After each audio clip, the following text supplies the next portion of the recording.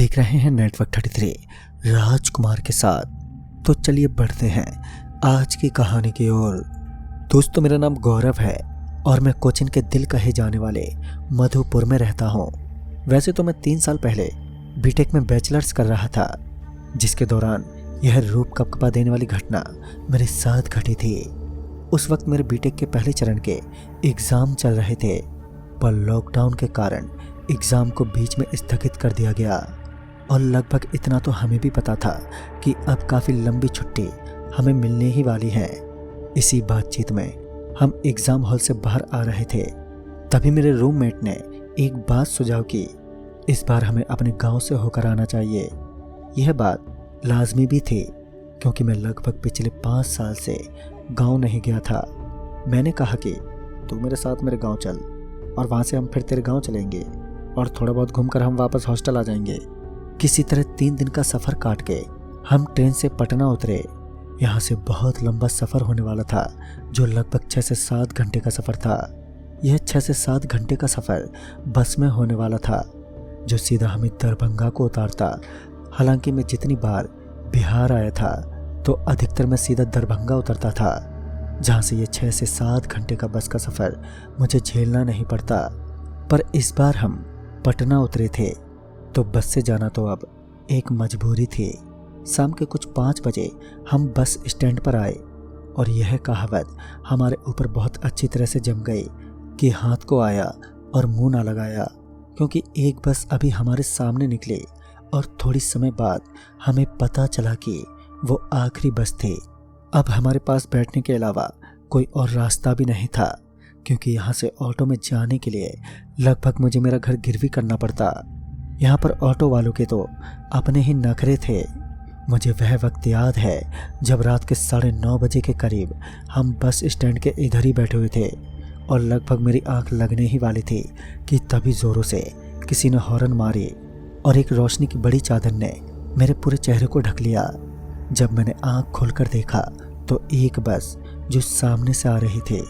हमने सोचा कि यह बस तो कहीं और जा रही होगी, इसलिए हमने उस बस को नहीं रोका। पर शायद उस बस वाले को शक था कि हमें कहीं पर जाना है।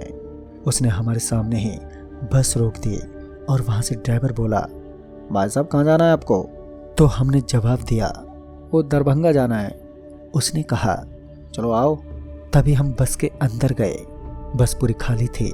हमने बस वाले से इसका कारण पूछा तो उसका जवाब आया, अरे हमने अभी अभी यह बस का बिजनेस स्टार्ट किया है, इसलिए ज़्यादा पैसेंजर अभी हमारे बस में नहीं आ रहे हैं। उस बस में कंडक्टर नहीं था। मैं सबसे पीछे वाली सीट पर जाकर बैठ गया। बस की शुरुआत से अंत तक कोई भी नहीं बैठा था, पर पीछे झटका लगने के कारण मैं आगे आकर फिर बैठ गया। तभी मैंने बस वाले की तरफ देखा तो वो इतनी धीरता से बस चला रहा था कि उसकी पलक भी नहीं झपक रही थी। मुझे ये बड़ी अजीब बात लगी।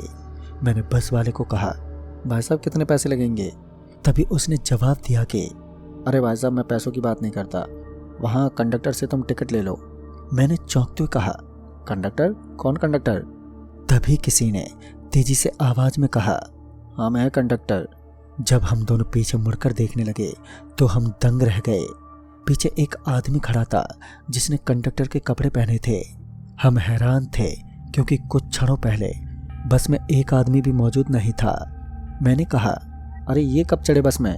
तभी कंडक्टर ने जवाब दिया, भैया मैं बस में ही बैठा था, आप लोगों ने देखा नहीं, 500 भाड़ा लगेगा।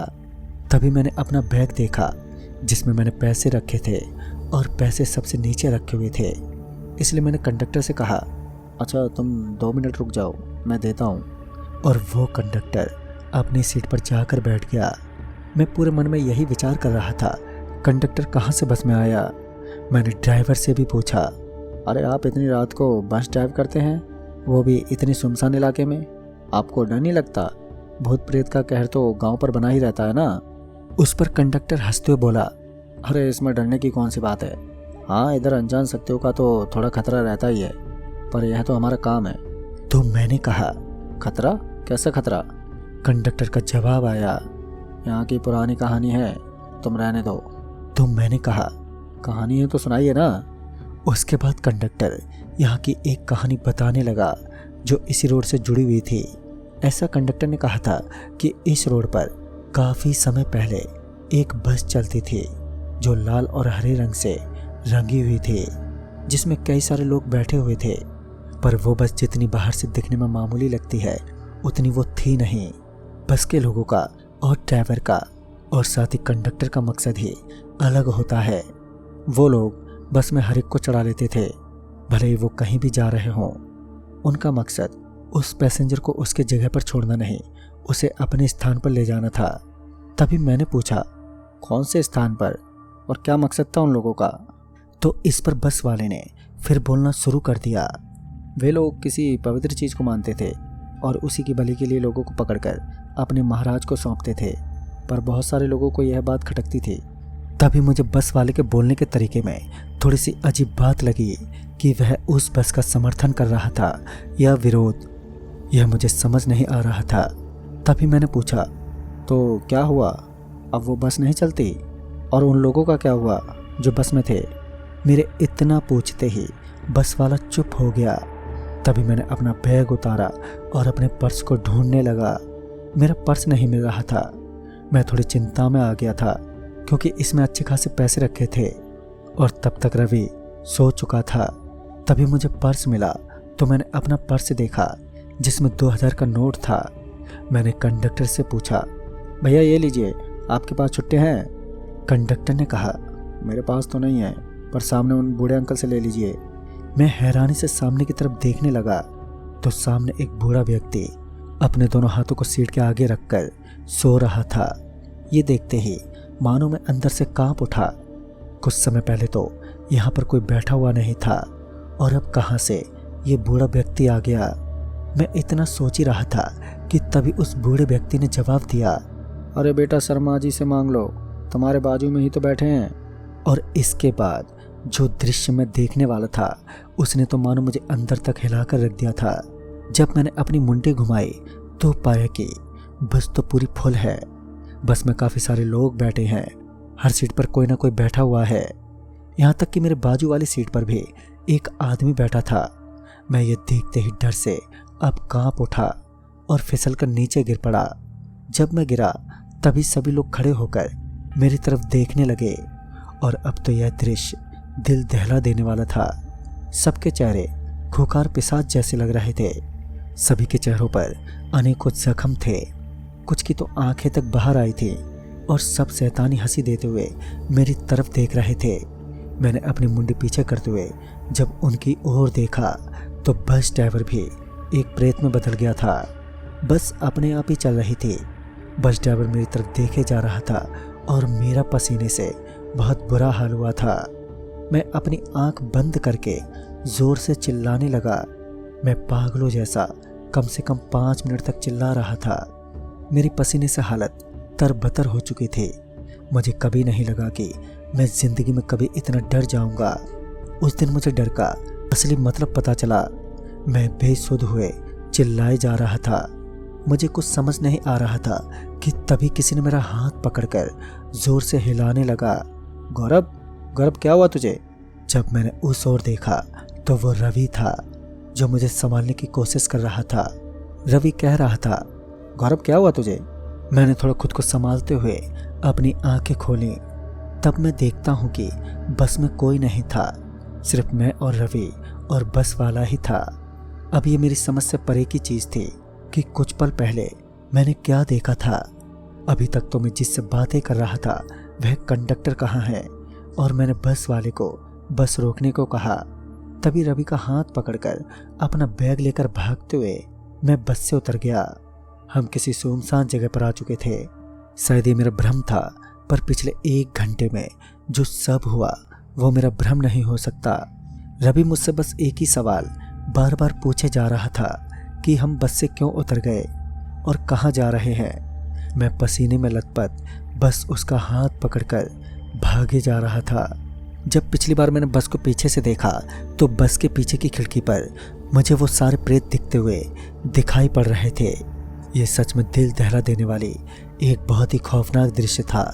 मैंने रवि को पीछे देखने के लिए कहा, पर उसे ये सब दिखाई नहीं दे रहा था, जैसे सारी चीज़ें सिर्फ मेरे साथ ही घट रही हो। अब हम इस सुनसान सड़क पर थे। मुझे कुछ नहीं समझ आ रहा था कि आगे क्या किया जाए। फिर मैं लिफ्ट मांगने के लिए रोड के किनारे पर खड़ा हो गया, पर वहां से कोई गाड़ी अभी तक गुजर नहीं रही थी। रवि अभी तक काफी हैरानी में था कि मैं यहाँ पर क्या कर रहा हूँ। उसे लगा जैसे मेरी तबीयत खराब हो गई है। रवि कहने लगा, अरे बस वाले को पकड़, मेरा बैग छूट गया है, बस वाला कहाँ गया है। इतना कहकर वो बस वाली दिशा में देखने लगा। तभी मैंने रवि को सारी बातें बताई कि उसके सोते वक्त मेरे साथ क्या क्या घटा था, पर रवि को इस बात पर बिल्कुल भी विश्वास नहीं हो रहा था।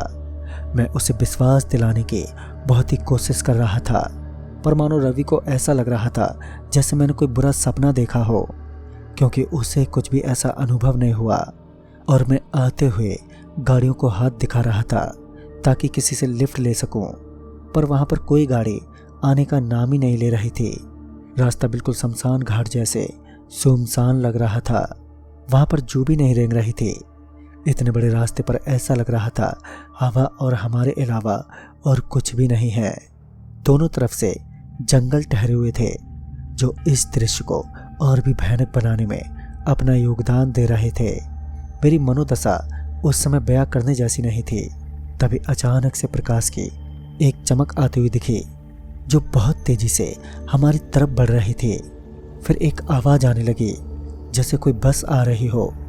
तभी मेरे मन में एकाएक खुशी की लहर दौड़ गई। सामने से पता नहीं चल रहा था कि कौन सी बस आ रही है, क्योंकि बहुत रोशनी आ रही थी, पर मैं अंदर से बहुत खुश हो गया था। जब थोड़ी दूर पर मैंने गौर किया तो यह वही बस थी जिसमें अभी कुछ समय पहले हम भागकर उतरे थे।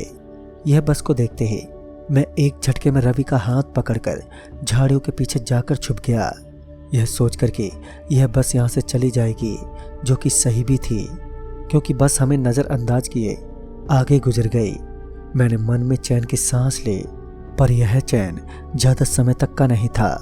फिर आगे थोड़ी दूरी पर जाकर बस फिर से रुक गई और ज़ोरों शोर से हॉर्न मारने लगी, जैसे वह बस हमें ही बुला रही हो। मैंने रवि को कहा, इधर ही बैठे रहो, पर रवि झाड़ी से निकलकर बस की तरफ जाने लगा। मैंने कहा, रवि मत जा, वह बस सही नहीं है। तभी रवि ने कहा, मैं बस से वह बैग लेकर आता हूँ, तू यहीं पर खड़े रह। मैं रवि को चिल्लाते हुए काफ़ी थक गया कि मत जा रवि, पर रवि ने एक नहीं मानी और वह बस के अंदर चला गया। उसके जाने के बाद बस में से हॉर्न आनी बंद हो गई। सारा का सारा माहौल कुछ पलों के लिए शांत सा हो गया और तभी मुझे बस के दरवाजे से एक जोर की चीख सुनाई दी, जो कि यकीनन रवि की ही थी। मैं भागते हुए बस की तरफ दौड़ा। तब मुझे दरवाजे पर रवि आधा बाहर लटकता हुआ दिखा, जो मदद के लिए चिल्ला रहा था, जैसे रवि को किसी ने अंदर से पकड़ रखा हो। एक ही झटके में फिर उसे किसी ने अंदर खींच लिया। तब तक बस भी शुरू हो गई थी और बस अपनी गति पकड़ चुकी थी। अब मैं बस के पीछे भागने लगा। फिर आखिरी बार मैंने रवि को बस के सबसे पीछे वाले बड़े से खिड़की पर देखा था, जिसमें रवि की बहुत ही बुरी हालत दिखाई दे रही थी। उसके पीछे वही सारे लोग खड़े थे जिन्हें मैंने कुछ समय पहले बस में देखा था। वो कंडक्टर भी वहां पर खड़ा हुआ था और बस अपनी गति से आगे बढ़ती ही जा रही थी। मैंने बस को पकड़ने की बहुत ही ज़्यादा कोशिश की, पर मैं उसमें असफल रहा। मैंने बस की नंबर नोट करनी चाही, पर हैरानी की तो ये बात थी कि बस का कोई नंबर प्लेट ही नहीं था। मैं बस की गति को पार नहीं कर सकता था। फिर भी मैं बस के पीछे भागता रहा और कुछ क्षणों में वह बस हवा की तरह वहां से गायब हो गई। मैं अनजान बेतहासा उस रोड पर भागे ही जा रहा था और तभी एक बड़ा सा पत्थर मेरे पैर से टकरा गया, जिससे मैं पलटी खाकर आगे की तरफ गिर पड़ा। अपने आप को संभालकर जब मैंने आंख उठाकर देखा तो सामने एक गांव था। गांव में जाकर मैंने नल पर थोड़ा पानी पिया। अपना हाथ मुंह धोने के बाद मैं थोड़ा और गांव के अंदर गया, जहां पर कुछ लोगों ने मुझे अनजान पाकर मुझसे मेरी पहचान पूछी, जिस पर मैंने बस में चढ़ने से लेकर उतरने तक की और उसके बाद की सारी घटनाओं को एक सिरे में सुना दिया, जिस पर वे लोग भी बहुत हताश हुए। यहाँ पर मुझे एक और दूसरी कहानी अभी सुनने को मिली, जो कि हूबहू काफ़ी हद तक उस बस ड्राइवर की कहानी जैसी लग रही थी। कहानी ये थी कि कुछ 10 से 12 साल पहले यहाँ पर शैतान के पुजारी रहा करते थे, जो हर समय शैतान की पूजा में लीन रहते थे। यह एक ऐसी टोली थी जो जंगल के बीचों बीच रहती थी और किसी न किसी को एक हफ्ते में पकड़कर शैतान को बलि चढ़ा देते थे, जिनसे इन सब की मनोकामना पूरी हो सके। हमारे खुद गांव से कुछ लोग इस टोली में जाकर जुड़ गए थे, पर जब एक बार हम उनसे मिलने गए तो वे लोग किसी वहशी दरिंदे जैसे मालूम हुए। हम किसी तरह भागकर अपने आप को बचा सके। जब सबको पता चल गया कि जंगल में जाना खतरनाक है, इसलिए कोई भी अब जंगल में जाता नहीं था और बलि ना होने के कारण जंगल से बाहर आना शुरू हो गए। ये लोग अकेले तो किसी को पकड़ नहीं सकते थे, इसलिए इन्होंने एक तरीका चुना। यह लोग एक बस को लेकर ज़्यादातर इसी रोड पर आया जा करते थे, क्योंकि यहाँ पर इन्हें काफ़ी सारे अनजान लोग यहाँ पर मिल जाते थे, जिनकी बस छूट जाती थी या किन्हीं कारण से वह बस पर चढ़ नहीं पाते थे। वैसे लोगों को यह अपनी बस में पकड़कर फिर बलि के लिए ले जाते। आम लोग बस में बैठे लोगों को देखकर यही समझते थे कि यह बस कोई आम बस है, पर जब तक सच पता चलता वह नहीं बच पाते। ये घटना बहुत बढ़ने लगी। समस्या यह भी थी कि यह बस रात के वक्त ही चलती थी। एक दिन ऐसे ही जहाँ के आजू बाजू के 5 से 10 गांव का सब्र का बांध टूट गया। तब सबने एक रात को बस को रोड पर रुकवाया और सबको बस के अंदर बंद करके बस को बाहर से आग लगा दी, जिससे कि वो अंदर ही जलकर मर गए। उनकी चीख से पूरा जंगल कांप उठा था, पर जो असली समस्या थी वह नहीं मिटी। कुछ 6 महीने बाद यह घटना फिर से सक्रिय हो गई। तब से ऐसा कहते हैं कि यह बस प्रेतों से भरी अपनी टोली के साथ अनजान लोगों को अपना शिकार बनाती है, जिसमें फिलहाल तुम्हारा दोस्त अब फंस चुका है और ज़्यादा संभावना है कि अभी तक जीवित भी नहीं होगा। दोस्तों, उस दिन के बाद से रवि को ढूंढने की बहुत कोशिश की गई, पर हर कोशिश असफल रही। रवि का नामो निशान भी नहीं मिला। जिसने भी आज तक उस बस को देखा था, उसने एक बात गौर की थी कि बस आपके इधर नहीं, आपसे थोड़ी दूरी पर जाकर रुकेगी और आपको चढ़ने का मौका देगी। उसके बाद मैं अपने गांव चला गया। इस चीज़ का दुख मैं अपने अंदर दबाए हुए फिर हॉस्टल में जाकर रहने लगा। तो दोस्तों, इस कहानी में बस इतना ही। तब तक के लिए बाय एंड टेक केयर।